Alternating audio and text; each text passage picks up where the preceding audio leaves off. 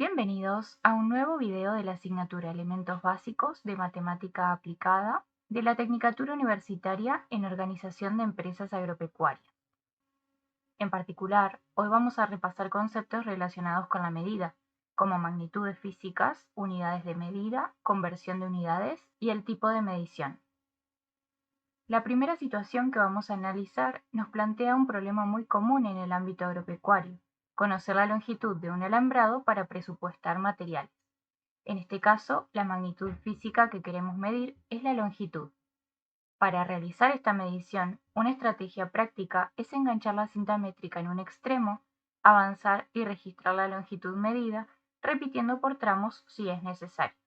Esta es una medición directa porque estamos midiendo la longitud de manera inmediata sin depender de cálculos adicionales. El instrumento adecuado es una cinta métrica cuya unidad de medida asociada es el metro en el Sistema Internacional de Unidades. Sin embargo, como en toda medición, pueden presentarse errores. Un error común es la tensión incorrecta de la cinta. Si la cinta está demasiado floja, puede formar curvas, lo que provoca que la medida registrada sea mayor que la distancia real. Y si se estira demasiado, también puede dar una medida distinta. Reconocer estos posibles errores es muy importante para obtener resultados precisos. La segunda situación que vamos a analizar se centra en medir la temperatura dentro de un invernadero durante la mañana, algo fundamental para controlar las condiciones adecuadas para los cultivos. En este caso, la magnitud física que queremos medir es la temperatura. La estrategia más adecuada consiste en ubicar el termómetro a media altura, preferentemente aislado de otros materiales para evitar que el calor o el frío de esos materiales alteren la medición. Además, es importante permitir que el termómetro alcance el tiempo de estabilización, es decir, el tiempo necesario para que su indicador refleje la temperatura real del ambiente. Luego se registra el valor medido. Esta es una medición directa porque el termómetro proporciona el valor de temperatura sin necesidad de cálculos adicionales. El instrumento utilizado es un termómetro y la unidad de medida en el Sistema Internacional de Unidades es el Kelvin. Sin embargo, es común que en este tipo de aplicaciones se utilice el grado Celsius, que no pertenece al SI, pero es más familiar. Como posibles errores de medición podemos mencionar el tiempo de estabilización insuficiente, ya que si el termómetro no permanece el tiempo necesario en el lugar, la lectura no será precisa. Y la proximidad a fuentes de calor o frío, ya que si el termómetro está cerca de una fuente de calor, como una pared a la que le da el sol o un calefactor, o de una corriente de aire frío, el valor registrado no representará correctamente la temperatura del invernadero. La tercera situación que vamos a analizar se centra en pesar una res vacuna en un remate, una tarea común en el ámbito agropecuario para conocer su masa y definir su valor de venta. Aquí, la magnitud física que nos interesa medir es la masa. La estrategia consiste en colocar la vaca en el centro de la báscula ganadera, esperar a que la lectura se estabilice sin movimientos del animal y registrar el valor que indica la balanza. Se trata de una medición directa porque el instrumento muestra el valor de la masa de manera inmediata. El instrumento utilizado es una báscula ganadera o balanza y la unidad de medida en el Sistema Internacional de Unidades es el kilogramo. Sin embargo, es importante tener en cuenta algunos posibles errores de medición que pueden afectar la precisión del resultado, como el movimiento del animal, la descalibración de la báscula y la irregularidad o desnivel de la plataforma de pesaje también puede generar una lectura incorrecta. La cuarta situación que vamos a analizar se centra en evaluar la humedad del suelo antes de la siembra, un aspecto clave para decidir el momento adecuado de plantar y asegurar el buen desarrollo de los cultivos. En este caso, la magnitud física que nos interesa medir es el contenido de agua en suelo.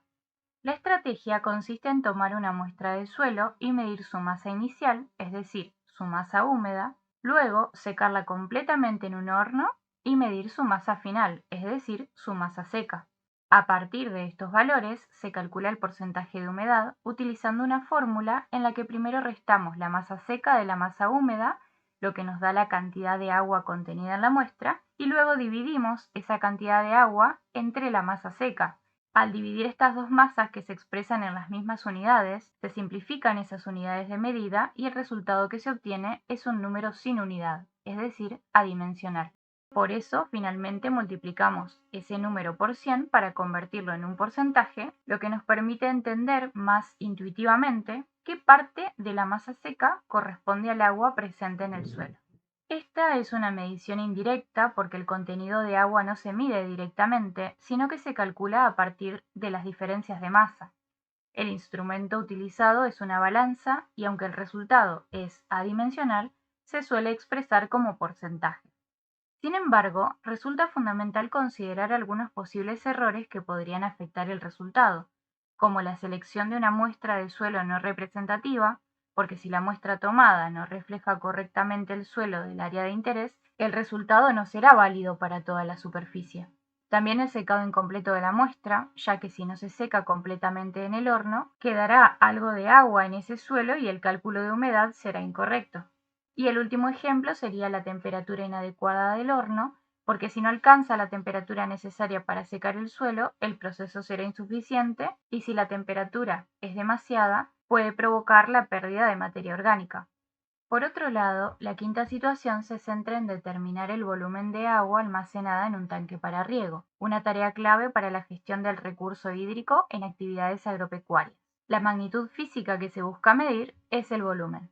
La estrategia consiste en utilizar una cinta métrica rígida o una vara graduada para medir la altura o el nivel de agua en el tanque. Luego se calcula el volumen total del agua aplicando la fórmula altura por área de la base. Esta es una medición indirecta, ya que no se mide directamente el volumen, sino que se obtiene mediante el cálculo a partir de las medidas tomadas.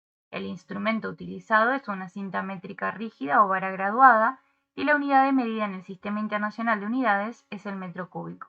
Sin embargo, existen algunos posibles errores que pueden afectar la precisión del cálculo de volumen, como una lectura incorrecta del nivel de agua, ya que si la altura medida no es precisa, el volumen calculado será erróneo, y un cálculo incorrecto del área de la base del tanque, porque si se mide incorrectamente o se utiliza una fórmula errónea, el resultado final del volumen también será incorrecto. Analicemos ahora otra situación. Una empresa agropecuaria posee un campo de 102 hectáreas, donde va a sembrar trigo en la próxima campaña. Para esta labor dispone de una máquina sembradora que puede cubrir 14 hectáreas en 4 horas. La pregunta que nos hacemos es, ¿cuál es la tasa de trabajo de la sembradora expresada en hectáreas por hora? Para calcular la tasa de trabajo usamos la fórmula superficie sembrada dividida por tiempo empleado. En este caso, la sembradora cubre 14 hectáreas en 4 horas. Entonces, dividimos las 14 hectáreas por 4 horas y obtenemos un resultado de 3,5 hectáreas por hora, es decir, 3 hectáreas y media. Esto significa que en cada hora de trabajo la máquina siembra 3 hectáreas y media. Ahora queremos saber cuántas hectáreas podrá cubrir la máquina en una jornada de 9 horas de siembra. Para resolver esto usamos una regla de 3 simple directa que nos permite calcular un valor desconocido a partir de una proporción. Sabemos que en una hora la máquina siembra 3,5 hectáreas, entonces planteamos que una hora corresponde a 3,5 hectáreas y 9 horas corresponden a X hectáreas. Calculamos X multiplicando cruzado 9 horas por 3,5 hectáreas y dividiendo por el dato restante, que es de una hora, lo que nos da un total de 31,5 hectáreas. Esto quiere decir que en 9 horas la máquina podrá cubrir esa superficie. Ahora queremos saber cuánto tiempo se necesita para sembrar todo el campo de 102 hectáreas. Sabemos que la máquina siembra 3,5 hectáreas por hora. Para encontrar el tiempo que tomará sembrar las 102 hectáreas, usamos una regla de 3 simple directa, planteando la proporción. En una hora se siembran 3,5 hectáreas. Entonces, en X horas se sembrarán 102 hectáreas.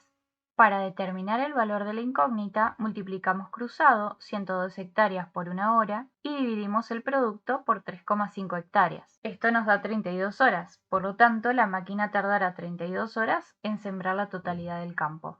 Por otro lado, si el consumo de combustible de la máquina es de 45 litros por hora de trabajo, ¿cuánto combustible se necesitará para completar la siembra del campo? Recordando que la máquina tarda 32 horas en sembrar todo el campo, podemos usar una regla de 3 simple directa para calcular el consumo total.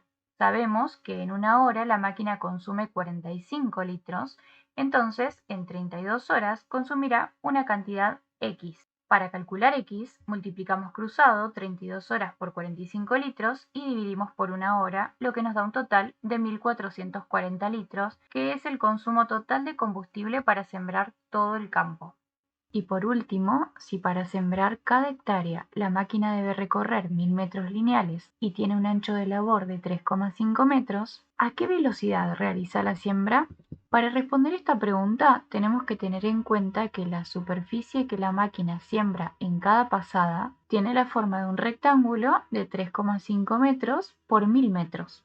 Por lo tanto, calculamos el área sembrada por pasada como el producto entre el ancho y la distancia recorrida, es decir, 3,5 metros por 1.000 metros, que nos da un valor de 3.500 metros cuadrados.